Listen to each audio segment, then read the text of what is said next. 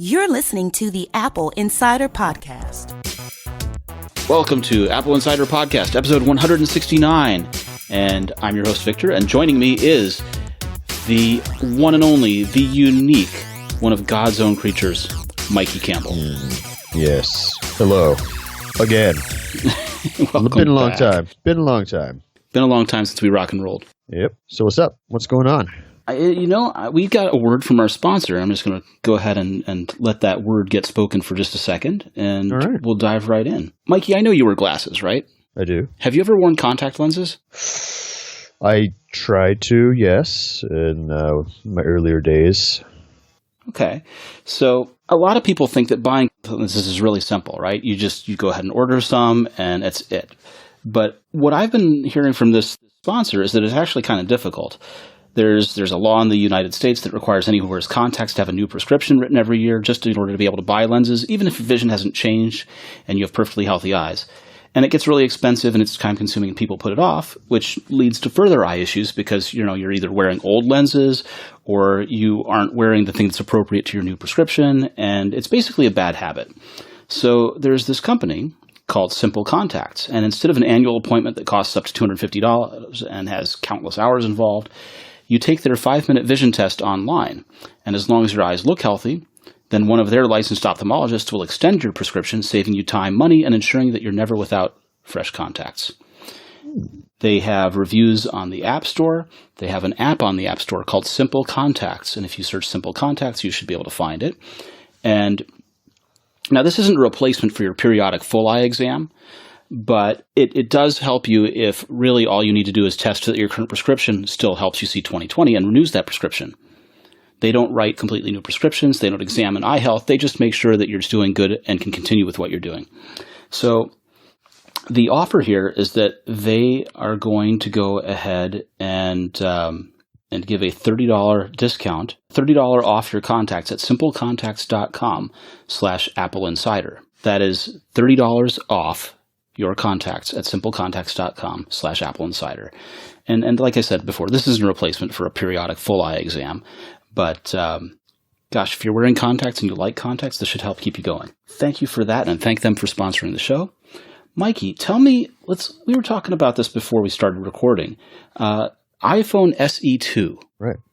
So we've heard a bunch about some of the other devices, right? There's the 6.1-inch LCD-based device. There's the 5-inch and 5.8-inch. 5.8 and a 6.5. Exactly. It's getting a little hard to keep track of it all. Indeed. OLED devices. And we're thinking of those trio as being a part of sort of an iPhone mid to flagship range. Right. But we haven't really talked about or had a whole lot of rumors about what's going on with iPhone SE. Indeed. There hasn't been much of anything since the first SE launched, actually. Right. Minor updates along the way, but nothing really earth-shattering. Yeah. Nothing great. So we did hear about this week the latest in SE rumors is that a regulatory agency leaked, or suppose quote unquote leaked. They published early some not specifications, but at least the model numbers of some iPhones that are heretofore unknown. And we can glean from that it could be an SE2. So while we don't know much about the hardware, we know that it exists in some form, at least in Europe. Well, I mean, the way this works is that when you want a device to be sold in a country, it has to pass approval with several different testing organizations. And among those are the one that governs radio waves, right? And this is true for almost any electronic product, right? If you're an unintentional emitter, that is, your product isn't supposed to emit radio waves, but it could have potential interference with something that's not shielded, like a radio or a television. Mm-hmm. They want to test that and register it and prove it. Right. And for the iPhone, it is an intentional radiator. That is, it has radios in it. It has Wi-Fi. It has Bluetooth. It has LTE radios. So many absolutely. Radios. It's an intentional thing. And so it has to definitely be registered. And this going back to 2007 with the first iPhone, the reason that the first iPhone was announced 6 months before it actually launched was because Apple didn't trust the FCC in the United States to keep the device a secret. And so they announced it early by 6 months so that they could go ahead and have the FCC have the registration, publish whatever they wanted to publish, and not try and keep it quiet. Now, over time, the FCC's gotten better at keeping devices quiet and not leaking things out. But, as we see here, these leaks occasionally happen, right? Yeah, usually usually in Europe, and with this specific entity, the Eurasian Economic Commission, they're known to have a extremely good track record. Well, track record, if you say, but whatever they publish usually or always ends up being some new device. The problem here is that while we know it's an iPhone of some sort, we don't know, exactly if it is. We don't know exactly anything about the phone itself, as far as what it looks like, its capabilities, etc. So it did say it's going to be running some flavor of iOS 11, likely whatever the current version release have, is. Right? Yeah, probably by the time it comes out, 11.4, I would say. But the SE2 seems like a logical choice considering the timing of the filing. It's far too early to be, putting in the 6.1 inch or the iPhone Trio, the fall iPhone Trio. It's a bit too early to be getting regulatory approval for those. So an iPhone SE2, it's more in the realm of possibility. Do we think that means that an SE2 would launch earlier than the others? I would think so. Typically, Apple has kind of given that the SE2 is more of like a constellation. I feel it doesn't really hold it holds a place in the lineup, but it's not really marketed alongside the bigger phones.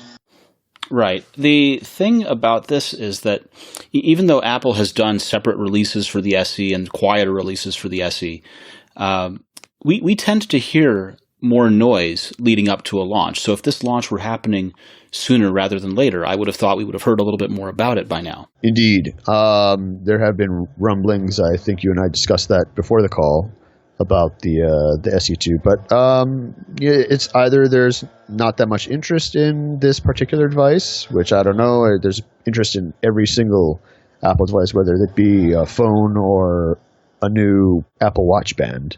I mean, we've seen leaks of Apple Watch bands before. So, it's interesting that we're not hearing about it. And the SE is not a small device in the scheme of sales or adoption numbers. I mean, the SE is the device that gets sold to people with lower incomes. It's the device that gets sold for children. It's the device that gets sold along with a last year's model type phone to developing nations. Yeah, it's the go-to for burgeoning markets, which is really important for Apple. And I'm kind of surprised that they haven't, kept up as well as they maybe could have with the SE line, considering its place for markets like, say, markets in South America and certain Southeast Asian countries, which is kind of strange. But I don't know. Maybe we'll see with this one. Well, welcome back to this very special segment of the Apple Insider podcast. And joining me is Oliver Seil from Belkin. Oliver, welcome. Hi, how are you? I'm fantastic, and I'm so glad you're here. So let me ask, help me introduce you to my audience. You're the chief designer at Belkin and have been responsible for product design there for quite some time. How long has that been? Yeah, I've actually worked at Belkin since the year 2000, so I'm a longtime veteran and still love it here. So I'm still around, and I've been fortunate to be part of the building and maintenance of this design organization from the beginning. And I'm in my current position for the last couple of years, leading the design and user experience for Belkin. Great. And I want to make it really clear to my audience. So Belkin was recently acquired by a company named Foxconn, who build products like the iPhone. We're not going to talk about that at all. That's off limits for this discussion. We're going to focus solely on Belkin and Oliver's role at Belkin, so everyone knows. First of all, tell me what design is to you.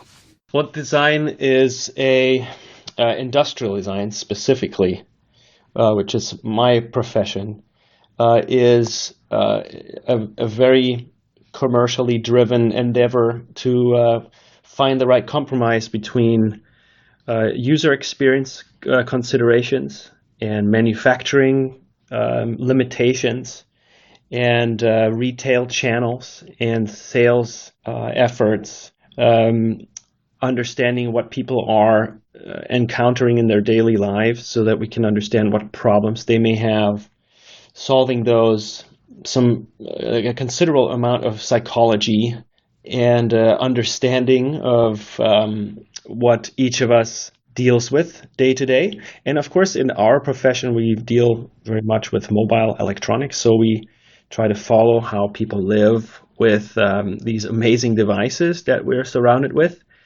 And we're trying to find how to help people to make the experience with those products better. And that's how I would characterize what the design is that I work in and my team works in. It's a constant compromise. Yeah, you have so many different competing interests, right? You have to manage the price expectations and trying to make sure that devices fit within a price budget. You have to manage designing something that meets the buyer's expectations and meets the end user consumer's expectations. It sounds really difficult. Yeah, but it's also a lot of fun. Honestly, I think I couldn't wish for a more engaging and intellectually challenging and artistically interesting type of work. So I'm really excited to come to work every day, despite all the compromising we have to make. It's a hell of a lot of fun, and I feel like we are doing a really great job in the way we stretch ourselves. We challenge ourselves here to just do a really great job, even though people might not be willing to spend thousands of dollars on devices we create. But we make the best of what people are willing to pay. And we recognize that every time people invite our products into their home, it's a really great, wonderful acknowledgement to the quality of our work. So we're really proud of that. So let's take a step back a little bit in time, back to the early days of your involvement at Belkin. So what was designing a product like at that time? Can you pick a product from the back catalog of things that you worked on and tell us a little bit about the challenges making that and how, it's kind of hard to put yourself back in those shoes, but sort of how you felt about it at the time and something that you were really proud of from back then. Yeah, it's really fun to reminisce. In fact, the people that were around back then, I am very fortunate to still be surrounded by quite a few of those colleagues from the earlier days. But when Belkin brought design into the company, that goes back all the way to 2000. And we had a great opportunity to build on some consultancy work that we engaged in as a company. And at the time, I was working with my former boss, Ernesto Quinteros, who is now the first chief design officer of Johnson & Johnson. He and I worked together with quite a few others that are here now at a company called Hauser in Westlake Village, California, where we were fortunate enough to have Belkin as a client. And after about a year or two of this kind of working relationship, Belkin realized they needed to bring this capability in-house. It wouldn't go away anytime soon, and it would be much more efficient to bring us into the fold. And then Ernesto started Belkin Innovation Design Group, And we started taking on after. So I was one of the first. I was actually the first guy he hired, but then we brought on quite a few others we knew and built a team. And we established how design should be done and could be done in the context of an accessories company, which really didn't exist to that extent at the time. This is maybe today, when you look back at it, mundane and sounds commonplace, but back then that definitely was not commonplace for a company like Belkin in the scale that Belkin had back then, to have this kind of professional service in-house. So when we started the company design group, we immediately found ourselves completely overwhelmed by people who wanted to work with us inside the company, because everybody started recognizing how important design would be as a differentiator. And some of the first products we made were networking router back then. I remember that the first product we actually designed completely in-house at Belkin without having external design input was our first networking router, and one of our first. And this was, again, going back to maybe then 2001 or late 2000. And we quickly started getting involved in all manner of things, whether they would be CD storage. You remember that? You remember CDs? I probably do. Yeah. But yeah, so we made things around CD storage and card charging, and of course cables and USB hubs. USB hubs were one of the first product categories we got involved in, and that sort of quickly resulted in us recognizing all these amazing opportunities we would have to add to the portfolio with high quality products. So we recognized we needed more design disciplines in the house, and so we added consumer insights. We started a user experience team. We started a branding team. We brought in rapid prototyping and a model making team.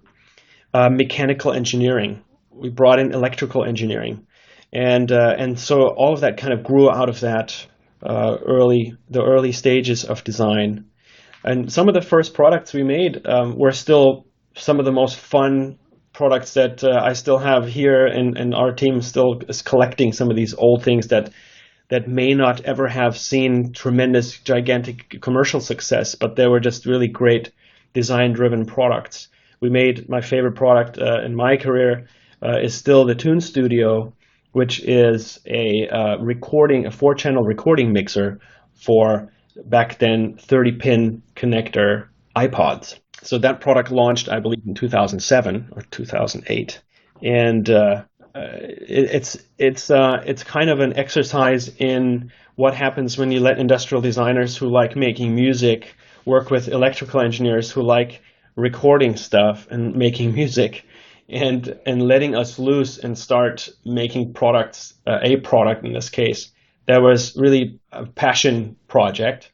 So it's quite luxuriously appointed and probably never made us any money, but it's a great product and works really great and has some wonderful little anecdotes around it. I heard Geddy Lee from Rush called Belkin up and wanted one, and then Steve Jobs, we heard from some folks that were present, apparently said it kicks ass, which is still to this day my proudest moment ever in my design career. Yeah, so that would be my long answer to your short question. Yeah, well, I have one of those products, actually. I have the Tune Studio. Oh, fantastic. I hope it works for you. Please be kind. So I haven't taken it out of the box in about a year, but I'm going to break it out after this call and set it up and see how it goes again. You made actually two models of that kind of product. There was sort of the big 4-channel product, and there was also a smaller sized unit, if I remember. That's right, and that product was the Go Studio, and that was actually designed for what turned into a big trend, and you're doing it right now, podcasting. It was made for people who would want to go and record stereo onto their iPod. And all of us remember what it was like not being able to record something and listen back to it right away until the iPod was able to record to the onboard memory. And being able to play that back was actually a big deal. So I remember that very fondly. It was a lot of fun to be part of that early stage. And of course, we designed the first microphone voice recorder attachment for the iPod, and a little bit earlier than that. So again, we have a little history there of working with microphones, and a lot of us are musicians, so there was a lot of passion in creating those products. Yeah, and I remember back then with the microphone products for iPod, there was always this sort of push-pull between people who wanted to use the headphone jack and the remote interface on top, or use the 30-pin connector on the bottom. That there were sort of two different ways to approach the kind of problem. Yeah, and we made both versions. We made a mono version that went into the headphone jack, and then a stereo version that went into the 30-pin connector. So we were there along the whole journey, since we actually made the first 30-pin connector accessories. That was a great honor to be allowed to participate in that. And that was also a testament, I think, to in the early days. This goes back to 2003, even before 2003, when the 30-pin connector was being developed. We were given that opportunity to collaborate to build these first accessories, because Apple had the great foresight to realize that people needed accessories. There was really not much else in the mobile space at the time that was explicitly geared to building an accessories ecosystem, and that there was an explicit realization that accessories made the hero product more desirable. And I can remember some very interesting conversations with a very prominent cell phone manufacturer whose name shall remain nameless for this point I'm making, but they were launching 200 cell phones a year, 200 different models, where Apple had one. And you may remember this very well. That caused a complete freak out in the industry, because people could recognize the benefit of having a much smaller portfolio, which would lend itself to building more desirable accessories. It made building accessories actually a commercially viable endeavor for third parties, which was really difficult to do before, when you had to constantly shift and you couldn't really make products that attached in a really desirable way to your mobile device, because everything had to always be a compromise. It had to fit multiple devices, or it had to be compromised in some other way. Now you could actually focus on making it really great for the iPhone or the iPod. Yeah, and that 200 device problem existed for a long time, even if we were thinking about things that didn't attach exactly, but were, cases, soft goods, and those sorts of things. It really made it difficult because you had to develop for all of that different range to satisfy a buyer's wishes, right? Yeah, that's absolutely correct. And if you try to make a business out of that, you can imagine how difficult it is to make a considerable return on your investment if the number of accessories you sell are limited by so many SKUs that you have to develop. It's just really not commercially very attractive. The only way it made sense back at that time was if, say, a carrier, for example, launched one of those 200 devices as their flagship kind of thing for that season, and then you could get the contract to build the cases for that one thing. But any other way, it just didn't make sense, did it? Yeah, that's exactly right. And then conversely, if you think about the position of the customer and the user, you're going to be at the receiving end of that maybe highly compromised product, where if you choose to purchase a hero product, for lack of a better term, that a phone or a mobile device that is not the top seller, you're going to not have a great selection of accessories. So that very quickly, I think, changed the market, and we're seeing it now, where there is an unbelievable amount of selection of accessories for a very small amount of products. And that's directly related to the return on investment you can expect as an accessories manufacturer. It's just simply not commercially viable to make something for everybody. Okay, we've got another word from our sponsor. Are you ready? I am. Good. So, Nutrafol is a new, safe, and effective strategy to take control of your hair health. It's made with 100% drug-free nutraceutical ingredients clinically shown to improve thinning hair. It's also recommended by over 850 top physicians and some of the top salons in the country. So there are a lot of things that determine hair loss or hair thinness or hair health. And it's not just genetics that have it out for your hair. Stress, DHT levels, diet, environmental toxins, everything has been discovered. They've all been discovered to compromise hair health. And whatever the cause is, you're catching a reflection in the mirror and it gives you concern. Maybe you've tried drugs on the market. Maybe you're interested in something that's 100% drug-free. Maybe you just want to have thicker hair. Leveraging the latest, greatest in biotechnology, Nutrifol's botanical ingredients are shown to improve hair health without compromising sexual health or any other kind. In fact, one of Nutrifol's key ingredients, saw palmetto, has been shown to support healthier libido. So whatever your hair means to you, it's worth fighting for. It's been decades since anyone's made meaningful advancements in the hair health industry, but a new world of science and research has changed the way we think about hair and its relationship to our overall health. And Nutrifol scientists and researchers have worked for years to come up with a formula that multi-targets all these various causes, improving hair from within. Now, it's not a magic pill. It's just a strategy to grow hair from within by nourishing the environment that makes hair happy. It's like a plant. You have to feed and water it, but if the soil isn't healthy, then it can't thrive. The things that they'd like me to make sure to point out to you are that Nutrifol is 100% drug-free, that it's a nutraceutical. It's made of clinically tested, medical-grade botanical ingredients, so there are no bad side effects and no compromise to overall wellness. Many users report better sleep, better digestion, feelings of calm, and good skin health. And it's manufactured in the United States in an FDA-certified facility. It has no GMOs, soy, eggs, dairy, gluten, peanuts, shellfish, tree nuts, wheat, yeast, artificial flavors, or colors. And it's available in 2 distinct formulas, one for men and one for women, to suit your specific metabolic needs. Go to Nutrifol, that's Nutrafol.com, to learn more. So what has changed from that time to today? What's changed in the accessories landscape, and what's changed in terms of how you design within this segment?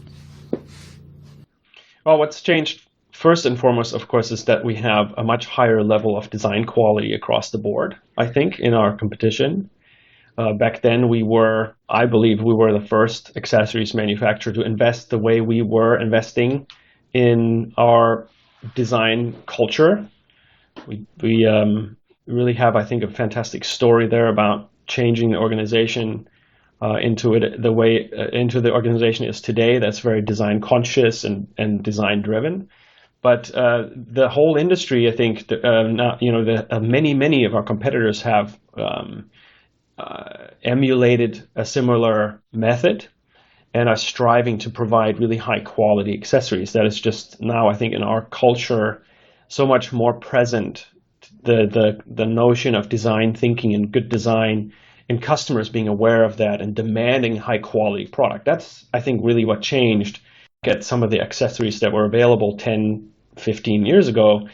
Some of it is laughable. It's just you wouldn't accept it today. Things have, remember when people were buying silicone phone cases? Yes. that just no longer flies. Nobody buys that anymore. Well, I mean, we used to have the silicone jam jackets or tune jackets or things like that for iPods. But you're right. No one would consider buying one of those for an iPhone today.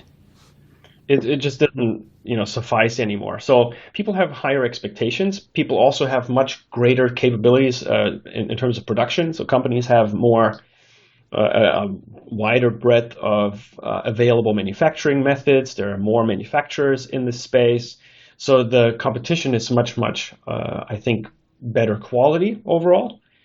That definitely has changed, and I think it's a great thing. That's just the result of a lot of really smart designers and engineers and marketers understanding people better. So that's a good thing, I think, in general, for sure. So I think the level of sophistication for a lot of our accessories in our space has, I would say, was expected and has worked as expected. We're making better stuff. But what hasn't changed so much is perhaps how much people are willing to pay for those accessories.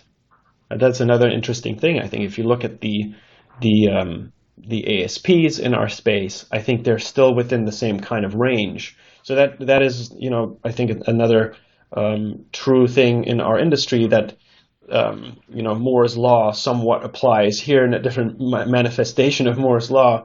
The technology improves constantly, but pricing doesn't. So it means we can't charge more for much better accessories today.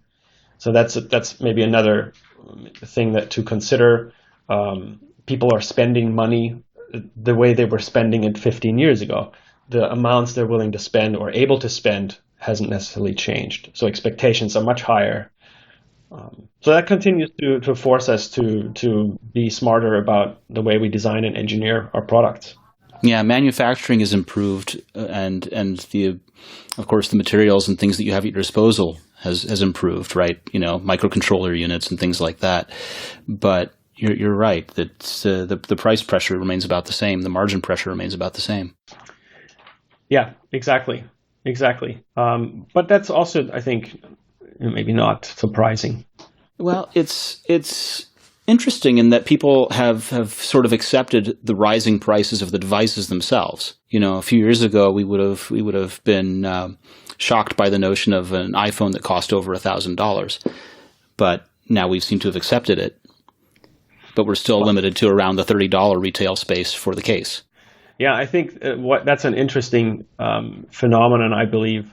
There is a considerable segment of the market that values high-quality products and is willing to spend more. So I think that is something that's an interesting phenomenon. If you look back, I think this would be also 15 years plus back, when Nokia spun off Vertu under Frank Nuovo, when that movement of very, very expensive luxury goods, electronics, was first started, I think I might be wrong, this might be even longer ago, and they're still around to some degree, I think, as well. That opened up a whole new luxury segment. And people, I think, have, to some degree, spurned on by social media, begun to use our mobile technology to also demonstrate maybe a perception of an elevated taste, or to really show our style. And social media has really helped with that, I think, to help people show off their great taste. And you spend a little bit more, and now you can maybe show off your great taste a little bit more. I think that plays into human nature. We want nice things. People are proud to own nice things. And when you can spend a little bit more money, I think it's great to have some options out there that help you demonstrate your taste and your style, not just in the devices you buy and in the furniture you buy and the things you surround yourself with at home, but also in those accessories. And that really is an interesting consideration. We're very cognizant of that, and that there is a desire, I think, in the marketplace to honor beautiful things with being willing to spend a little bit more money on them, and having the option to have accessories that you can surround yourself with in your home that don't just work great with your hero device and they match the hero device and they look like the hero device, but they pay homage to your lifestyle, and they surround you and your home in a style that matches your home and your taste in furniture and your taste in dishes and tableware and drapes, rather than your taste in which iPhone flavor you currently use. And that's a really exciting thing for us, and we're very anxious to launch a few products that will fall into that category. But again, like in terms of what we don't want to charge huge amounts of money for those products. That's not what we're out to do at Belkin. We believe there's great there's a great thing about making things available for a really, really good price. That's part of our mission as well, is to give you really great value. This sort of feeds into something that I've been thinking a lot about and experiencing myself. So, years ago, I worked for a competitor of yours, Griffin Technology, who of course have also now been purchased. And the people that I worked with there, we had a very strong design team. I think we were probably emulating what you were doing on the other side of the country. We had mechanical engineers and modeling crew and and a whole industrial design group of about, I want to say 15 to 30 designers. I can't remember at the time. It grew over time. And we were doing that because we were like you. We were really trying to bring beauty into this space that had for so long been flooded with things that really were sort of pedestrian or not as well designed or not as beautiful as they could be. And I was thinking about this also in terms of Johnny Ive's interview at TechFest last October, where he was talking about when he sees things in the world, he always sees what's behind them. He feels like he sees the sort of design behind the object. And very frequently he's offended by most of what he's surrounded by. That this is sort of the curse of being a designer for him, is that he sees the worst in all of these things that are around him and wishes they could all be done better. I feel bad for Johnny. I feel bad. No, but in all seriousness, I mean, it's interesting. I remember very well that maybe 10 years or so ago, I would have been maybe more affected by this kind of bug also. But I think I've become a lot less cynical over the years and more optimistic about the opportunities behind that. I think I used to say that, the curse of the designer is to always look at things and have an opinion about everything and not be happy about the things you're surrounded with if you don't have an influence on what they look like. But, I think everybody needs to just take a chill pill and lighten up a little bit, I think all of those things are great opportunities for designers. And honestly, I think what profession offers more actually ability to affect that? Like we can, as designers, we're able to be chameleons and get involved in a whole bunch of things, from designing objects to designing systems and services and anything you can think about, just because we have training and experience that allows us to be a psychologist, to understand what's behind people's emotional responses to how things work, look, and feel, and then actually turn that into a tangible object or something that actually affects how people live. Just by, let's say you're a graphic designer, design a better system for finding your way around a museum. That's an amazing thing that we can do as designers. Or help you get around a city by doing better signage and wayfinding, or designing better accessories for mobile technology. That there's so much there that I'm still incredibly excited about today. I've been doing this for a long time, but I'm nowhere feeling like this is finished. This is, as long as there are going to be humans that live in an ever-changing world, those devices that are developed by Johnny and his team and people in other companies that make amazing technology like that are never going to be able to keep track of that. It's just like how cars can never be always up to date and never be, the first day you buy your brand new car, even if it's the most, amazing Tesla that has all the latest technology, 2 years down the road, something is no longer going to be up to speed. And as it's long obsolete, as right? It's somewhat obsolete. Maybe Tesla less so than some other brands. But the point is, I would say more so, actually, because they keep updating as they keep producing. Yeah, maybe I think the way I think about it, I have this perception that Tesla is doing a little better job predicting upgradability. So maybe, maybe that's why I think maybe they're less so outdated, perhaps. I'm not sure. Just think about software and integrating technology for perhaps, Yeah. But I think as long as as long as humans are in the mix, designers are always going to need to build these bridge technologies, these accessories that then allow us to have a better experience for the duration. Even just thinking about mundane things, and you used one of my favorite words, pedestrian. Pedestrian things, ironically, like using a bicycle with your technology. Just making a bicycle work with a phone is a great example. Like, how do you mount your phone on your bike? Those are, the people that make the bike don't think about the phone enough. So again, there's opportunity everywhere. And that's what I find so incredibly engaging and entertaining about this world we're in. And when you're Johnny, then you have maybe a different set of tools to work with, right? And working with this incredible organization that he's part of, that they have other aspirations. Maybe they go a little bit in a different direction. They certainly have a different scale of resources at their disposal that we never did where I was working, or I don't know that you had access to. You have to design within the limits of what your manufacturer is able of doing, and for I think his organization, they're able to work with their manufacturers to invent new ways of doing things. Yeah, and I think that's tremendous. That's really tremendous. But I think everything has pros and cons.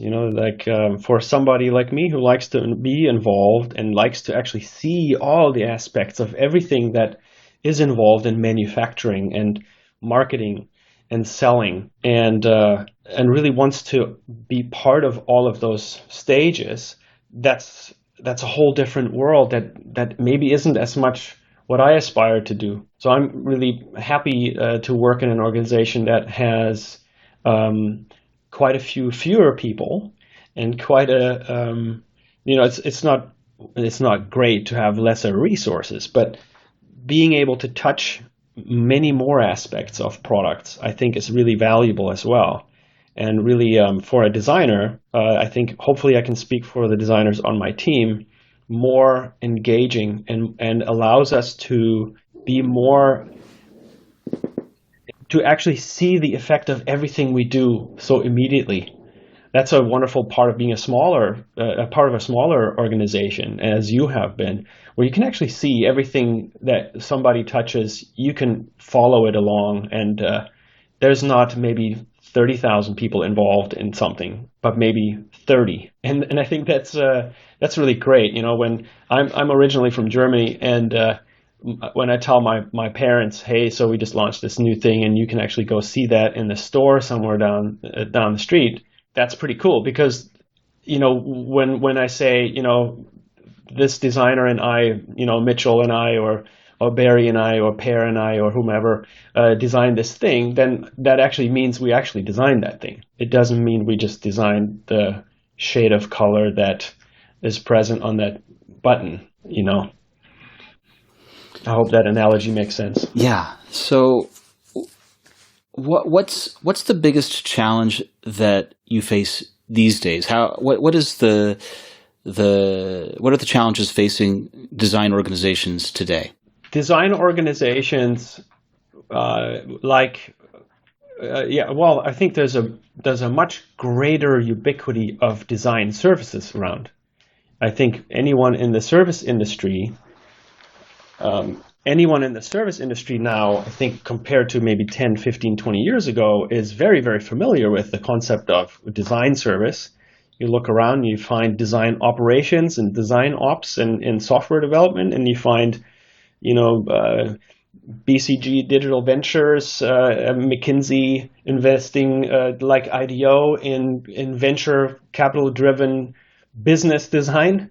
I mean, the design industry is becoming so important in our society. That's, I think, an unbelievable opportunity, while it is a challenge. The challenge is it's harder to differentiate yourself by having design. It's harder because there really aren't all that many companies that have really poor design out there. Thankfully, they still exist.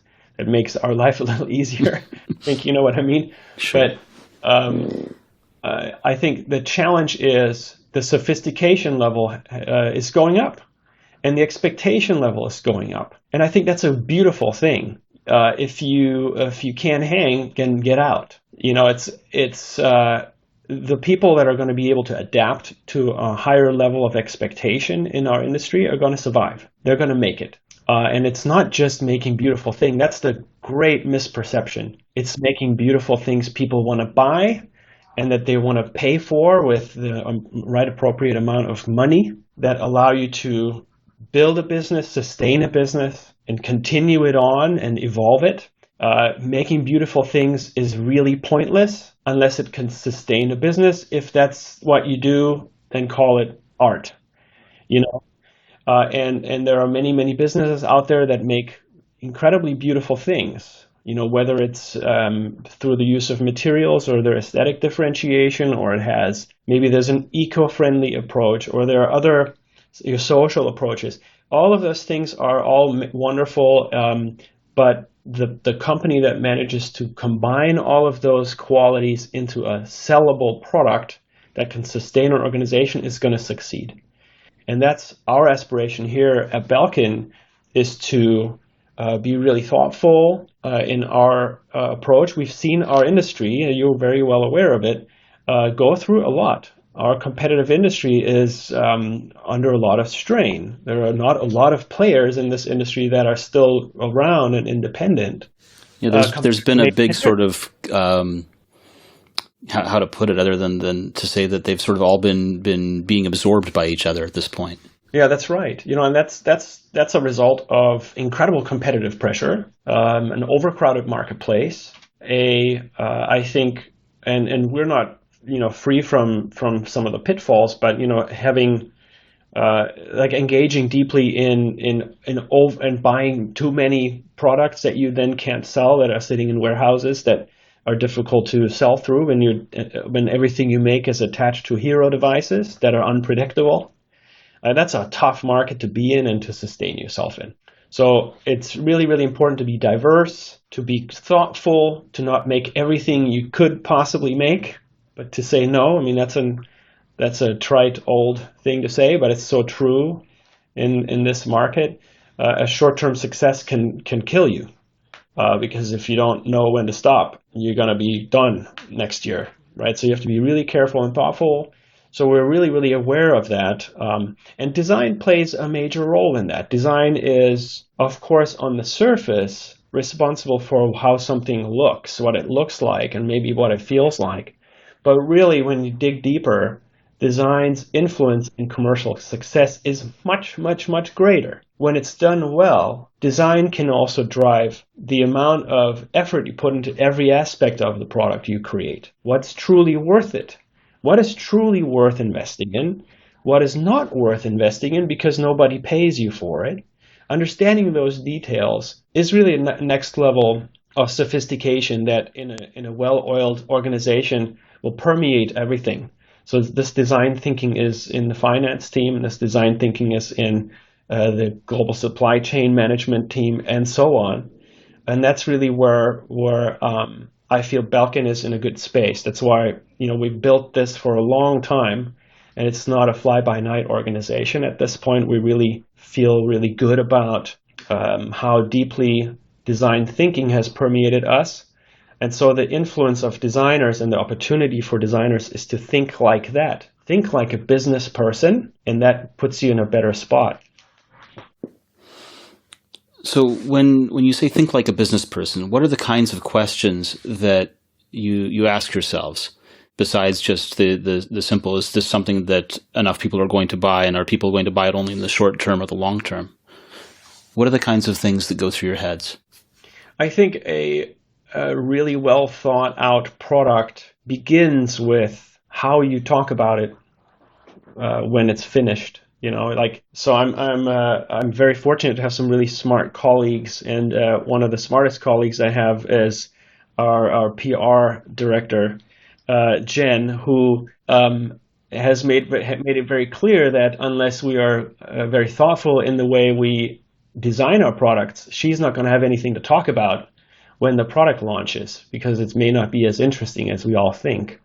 So that's just there's the notion that you need to understand marketing really well, and marketing and design have to be in sync with one another as we develop something, is a really, really important notion. That's a really, really key ingredient in how we can build a long-term strategic, sustainable product. And so design thinking really has to extend into marketing, and then into the cost aspects of everything we make. We need to understand and ask some hard questions early on.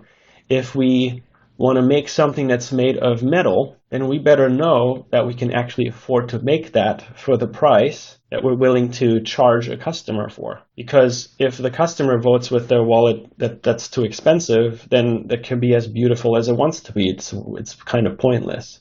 And of course, our industry is littered with that, right? I mean, there's just hundreds and thousands of products out there that that the customer has to choose from. It's very rare that there's only one choice and that you're in a sort of uniquely elevated place where you can rely on the technology inside exclusively. That happens once in a while, and we're fortunate to occasionally be a company that can bring that to customers. But most of the time, we're up against a whole bunch of competitors that are trying just as hard in many ways to make a viable product. And sometimes they can make things for cheaper. So our job as designers is to justify why it's worth more to buy it from us. And what's exciting, I think, is that truly we're a company that makes products of higher quality than most of our competitors can. And that's due to the depth of design and engineering thinking that permeates every product that we develop. So, I'm not sure that completely answers your question. I think I went off on a little tangent, as it's my habit. I apologize. But that's where I think design is absolutely essential to have part of the entire process. It's not just making something look a certain way and then handing it off to a development team.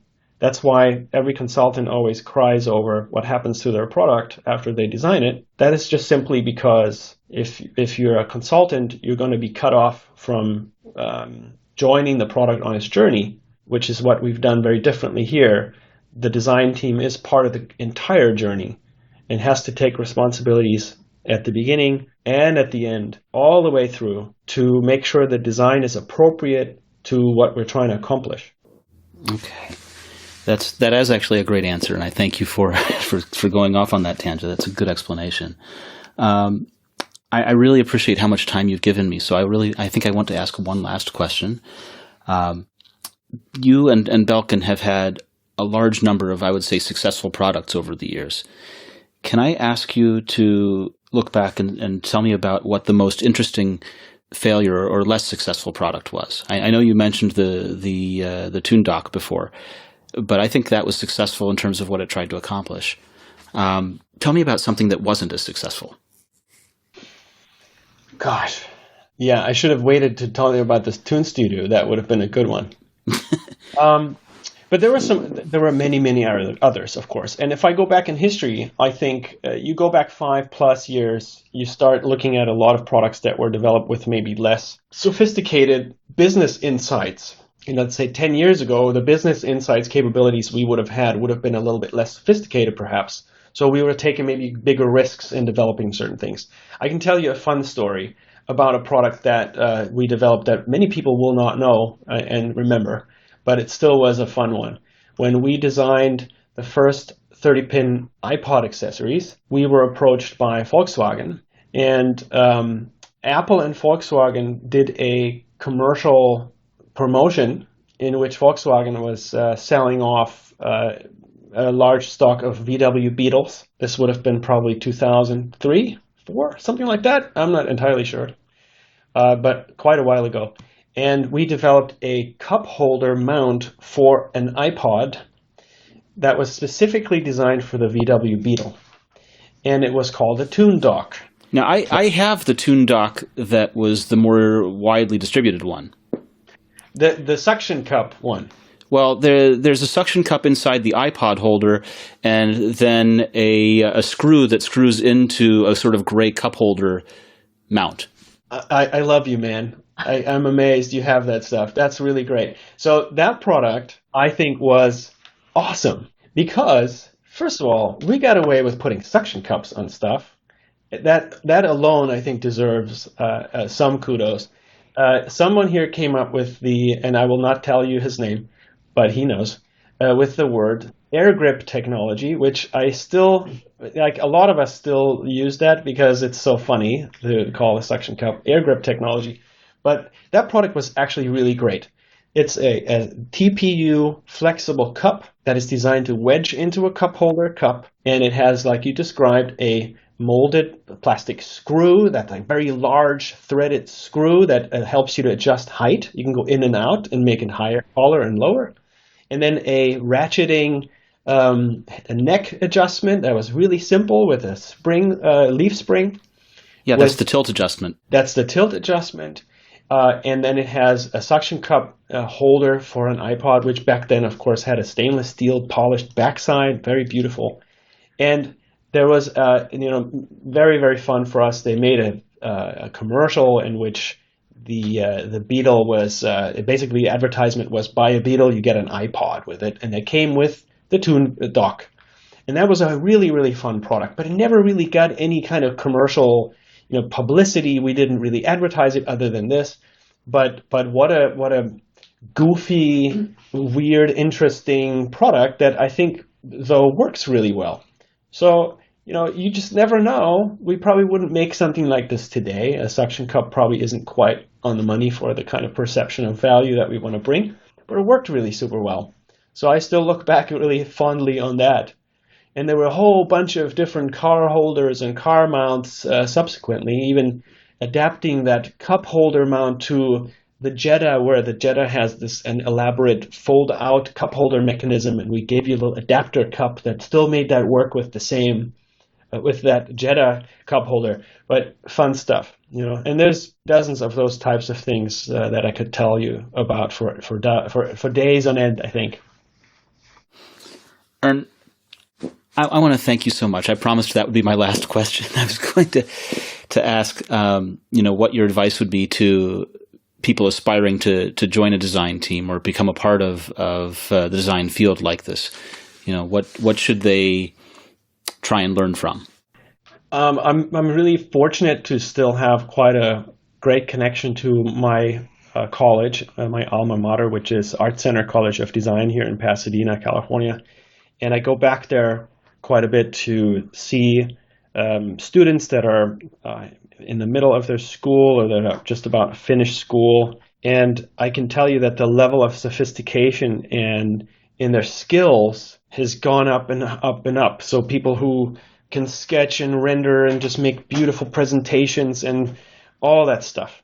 None of that means anything at all if your mind isn't humble and you're not out there to learn about people. So my advice is you choose your path. You can be a person who's maybe really great at giving form. You can be great at thinking about business strategy or all of that stuff. But the most important thing, the most valuable thing to I think us as humans as well as business people is to be really great at understanding people, to try to be really empathetic and to be humble and step back and not design for you, but design for someone else. And that is also much more interesting, I think, to constantly challenge yourself to try to do better in that field. That would be my advice. Thank you. Well, Oliver Seil of Belkin, I'm so happy that you are here. And of course, people can find Belkin products in all kinds of retailers. Thank you so much. I'm really glad you joined us today. It's a lot of fun. Thank you so much for the opportunity, and looking forward to seeing your work all over the internet. Thank you, Victor. A story that we published today, actually, that says that the International Monetary Fund released a report this month, and that report says that some national economies are intrinsically tied to the future of the iPhone. So, right. It's the smartphone sales and production amounted to $3.6 trillion of the global economy in 2017. Yeah. That industry represents 5.7% of Chinese exports, and in Ireland, iPhone exports alone are said to have to basically a quarter of the country's economic growth in terms of value. Yeah, right. That's again the huge. The international Apple sales comes into play there. Yeah. But yeah, I mean, well, all this money has to go somewhere, right? Yeah. Apple's the biggest tech company and got there largely because of iPhone. So there's not surprising that, it's tied to something. I mean, there's a massive effort to create iPhone and, upkeep that line across the world. So, I mean, it is interesting to see recognition from NGOs, though. Yeah. So let me ask, if the smartphone upgrade cycle is decaying a little bit, right? If people are holding to their phones longer, not feeling the need to upgrade, then what kind of crisis does that mean for these countries whose futures are tied to the iPhone? I don't know. I wouldn't like to speculate, but I think, I don't know. It's an interesting question. I think they'd be okay, obviously. I'm not an economic expert, but smartphones aren't decreasing at such a pace that it would be, it would be disturbing to international economies. And we've seen a slow kind of, valley in the most recent months, but it's obviously nothing like the PC market, which is, I don't know, contracting 1 or 2% every quarter. It's which that in itself is being replaced by things like smartphones and tablets. So I don't know. I think by the time that we see a major downfall in smartphones, we'll see the rise of some new technology. Whether, I don't know, I don't think it's going to be wearables, but who knows? Might be. Wearables might get to that point where we can actually replace our smartphone with it. I don't really foresee that happening anytime soon. Well, let me ask, are you still wearing your Apple Watch? Yeah, I am, but I would definitely not rely on it. I wouldn't throw out my iPhone just because the Apple Watch has cellular connectivity. That's for sure. Okay. I mean, just on the sheer fact that I need a screen to look at. Right. I mean, thinking down the road, if cellular connectivity makes the watch eventually become a device that can stand on its own 2 feet, as it were. Right now it's very dependent on an iPhone for some of the data that it gets, for things like emails, for stuff like that. Although there is an application called Canary that allows you to actually respond to emails properly from the watch. Over time, the watch becomes more of a first citizen kind of thing, rather than dependent on. I mean, the things that are going on now. I mean, you just heard about Intel's new device group, right? Right. The Vault glasses that they were working on. Yeah, right. So, but that's more of an Intel problem than anything, right? Intel does this thing where they buy up someone because they have interesting technology. They hold it for a little while, and then they drop it and abandon it. And they did that with the Basis smartwatch. They did that with the Vault here. They've done it countless other times. Yeah, right. But technology like that miniaturizes the display on a physical level, but allows you to view a display, as you would, say, a smartphone. Something like that, I could see replacing a smartphone one day, miniaturizing the physical device, but not miniaturizing the UI or the space that you use on a day-to-day basis to, access your emails or browse the web or, whatever it is that you do with your smartphone, which is basically everything. And of course, glasses like that are just one speed bump on the way to smart contact lenses. Yeah, right. I mean, there's already companies that are well on their way toward getting that done. Maybe not this decade, but probably next the 2020s sometime. Well, after smart contact lenses, you could do smart eye drops. Or implants. Would you get an implant? If it was say it was an implant, you could that would project a digital display onto your retina or into your eye, but it was permanent and you couldn't take it out. Would you do it? Forget about on the eye or in the eye, straight to the optic nerve. Yeah. Just tap the optic nerve. Go direct. All right. Would you do it? I would hope for things that were upgradable, and I would want to see a second or third generation kind of thing, as opposed to being the first generation guinea pig. Well, I mean, by the time we get the technology in America, it'll probably be 5 generations. Yeah, right. By the time it gets it gets past our displaying a modicum of caution here. Yeah. One of the things that I've thought about, besides we keep thinking of the eye as the only way of receiving information, the optic nerve kind of thing. But I think there should also be exploration into smart tattoos. It's a lot less scary to do a display in your arm, for example, than it is to tap the optic nerve. Interesting. Powered by a piezoelectric means. kinetic and heat, right? Use what your body already generates. Exactly. So you're thinking like a display on your arm. Why not? Yeah, interesting. Yeah. They already have the so quote unquote smart tattoos that are basically just bioreactors that react to chemicals in your bloodstream. You've seen those, right? Yeah. Yeah. Early days. If only we were born 50 years from now. Yeah, absolutely. Of course, 50 years from now, we'd still be talking about this one, right? Tim Cook has denied that Apple is going to merge Mac OS and iOS. Smooth transition, and yes, I think we will. But yeah, interesting, considering that there's been so much.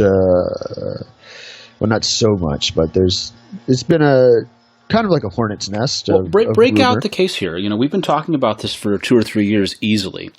Yeah. And 2 or 3 years ago, they dumped iPhoto for Photos, which was the same Photos application that was on iOS, with a little bit of sprucing up for the Mac interface. But more or less, that was the point, was that they were going to have Photos on iOS and Photos on macOS.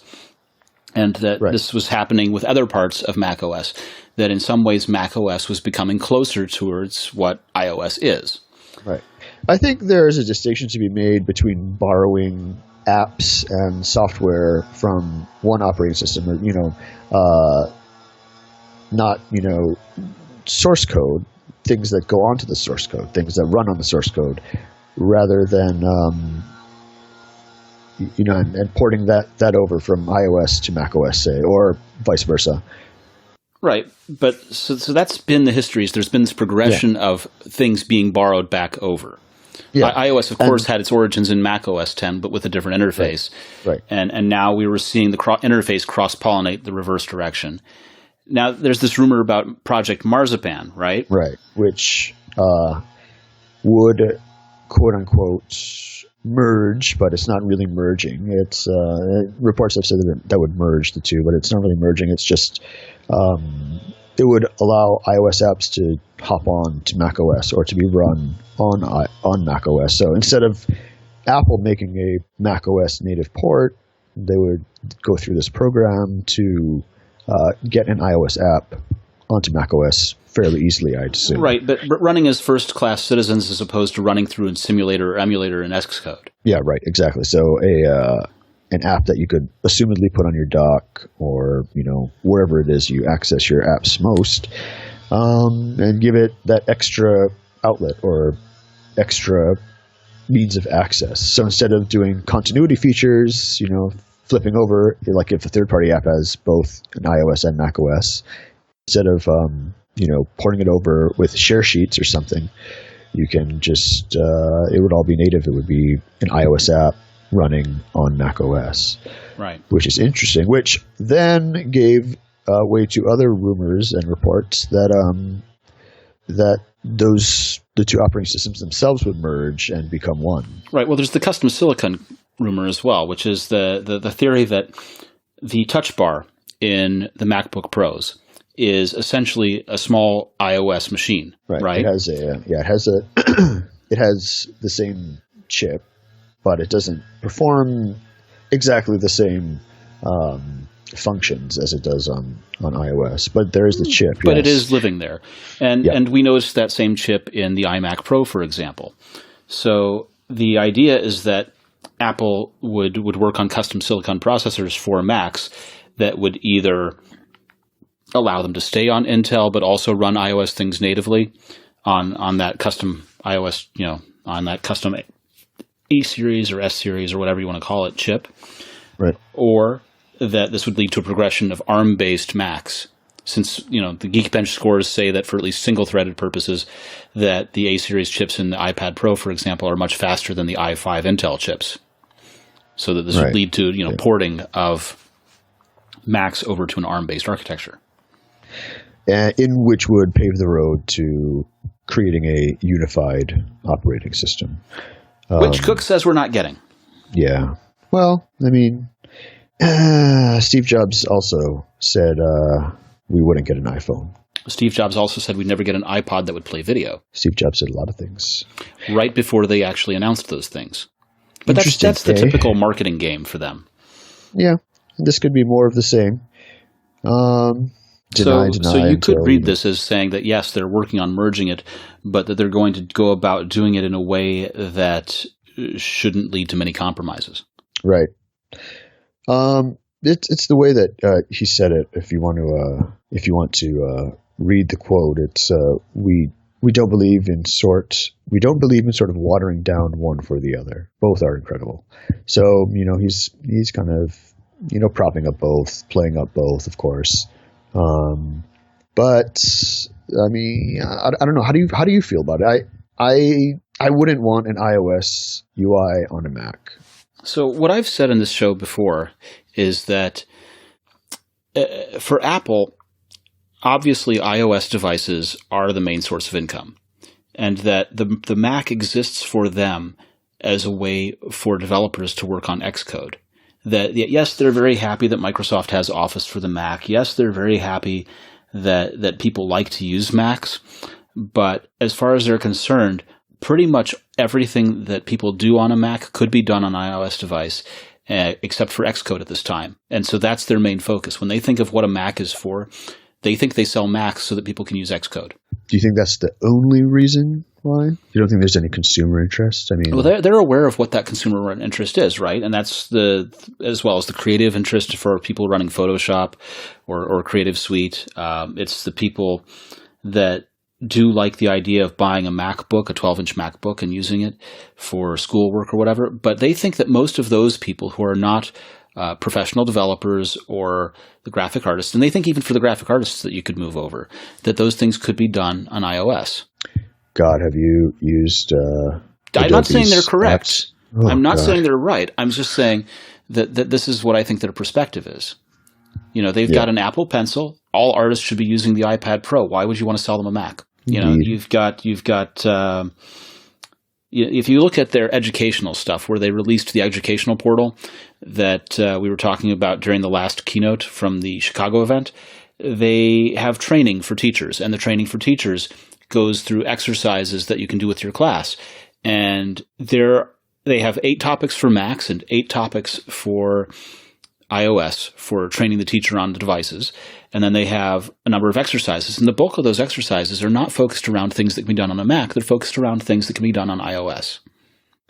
Well, that is where the education push is going. So there's an interesting thing, right? If you remember way back before Windows 95 came out, and the 2 operating systems that were prevalent in homes and the office at that time were Windows 3.1 and OS2, IBM's OS2. And at the time, IBM had a way where you could run Windows 3.1 apps within OS2. And what IBM thought was going to happen was that people would run OS2 at work and Windows at home, and occasionally need to bring a Windows app into work, and that's what they do. And that OS2 was for the work and for the office, and Windows 3.1 was for the home. And what actually happened is that people use something at home, and they want to use the same thing in the office. And that's also what drove the bring your own device a few years ago, where people started bringing in iPhones into the workplace, and workplace IT had to figure out how to address that and how to handle people bringing in devices rather than being issued a BlackBerry. And so this is the progression. And if kids are using iOS devices, then over time, they won't graduate to a Mac necessarily, unless they've already been using a computer at home. They will simply carry that iOS device and grow with it right into the workplace. Right. Except it's an analogy, but not a direct one, right? Because the iOS devices that we have now arguably cannot do the exact same things that a Mac does. I mean, we'll see with the custom silicon. Right. But if you've never used a Mac and you've used an iOS device all this time to do the things that you were going to do, would you know any different? And by the time that those kids reach the workplace, the iOS devices that they will have are not the ones of today. These things grow over time. Nothing is stagnant here, right? Yeah, right. There's also 2 different form factors, right? I mean, for all the efforts that Apple has put into building up iPad to become a laptop replacement, and for it has been successful in some ways. There's just the sheer form factor disparity. I mean, yeah. So this is one of the things that we see, right? There's first of all the sanctioned keyboard cases like the Logitech one that's for that educational use, and there's the notion that Apple's been putting keyboard shortcuts into iOS over time. Eventually, instead of the keyboard case that you get, the soft cover case as a keyboard, they may just darn well make one. Just as they, looking back, Newton had the eMate, which was the one that came with a keyboard built in. They could make an iPad with a native keyboard grafted onto the sucker. Yeah, could be. So, or they could just port it over to a Mac. Right, but at some point, it becomes a question of what's a Mac versus what's an iPad or iOS. If iOS gains enough keyboard shortcuts and you can do things without the touchscreen, or you can do things in addition to the touchscreen. Maybe it doesn't have the same window management, but we've already got file sharing coming in. Yeah. Right? This is sort of a time where they get to rethink what is the computing paradigm.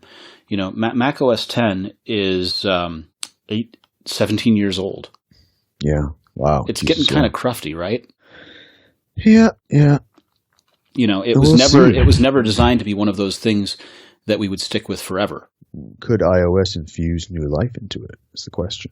That's the question. Yeah. I mean, I don't know. We'll see. There's definitely avenues that they could take to integrate iOS into macOS and perhaps make a unified operating system. But there's still, those questions about file sharing, for example, multitasking, etc., that need to be addressed way before we make that switch. Yeah, I guess they have a few drag years. and drop is very new, right? We just got drag and drop in Dropbox today, so it's it's one of these or things. Or if you used files, you could do drag and drop. Yes, but it's I hardly ever go into the Files app, so. It's one of these things where it's still early days in terms of being that replacement, but I think we might get there. Could be. Well, I mean, one day there's going to have to be some sort of crossover. People are not going to want to keep buying a Mac and an iPad and an iPhone. And an Apple Watch. And an Apple Watch. And a HomePod. And eyeglasses. Yeah, right. It's a huge long list, right? Yeah. Well, I don't know. It's there were, it's been decades, right, that we have been pining for that one do-it-all device, but it seems like we're just getting more standalones. So we are. As the years go on. Yeah, we'll see what happens. But it's interesting that Cook is actually even commenting on this at this point. He doesn't really have to do that, or he didn't have to do that. So it makes me think that there is something going on, the mere fact that he has said something. Mikey Campbell, yes. Where can people find you on the internet? AppleInsider, of course, every day, and on Twitter sometimes, not every day, at Mikey Campbell 81. Very cool. You are the 81st Mikey Campbell. There are 80 others out there, right? Yes, exactly. At least. Very cool. All right, I'm Victor. I'm at VMarks on Twitter. And I want to thank all of our listeners for leaving such nice reviews on iTunes. We really appreciate that. So helpful. And if you are so inclined, it'd be great if you could do it more. I'm really glad that we had this interview with Oliver Seil of Belkin. It's so unique that we get to do that with someone who's been in an accessory company as long as he has and has that depth of knowledge and experience that he has. And I hope you enjoyed that one. And we will be back next week with more. Thanks again, and we're looking forward to seeing you back next week. The Apple Insider podcast is brought to you by Udemy, the largest marketplace for online learning. You want to expand your potential? With over 65,000 courses starting at just $11.99, Udemy can help you develop your skills and discover new passions. Students around the world have used Udemy to get ahead and even switch careers. Visit Udemy/AppleInsider. That's ude.my/AppleInsider, or download the Udemy app from the iOS App Store to learn anytime, anywhere. Cool, that's it. Nice. Let me stop recording.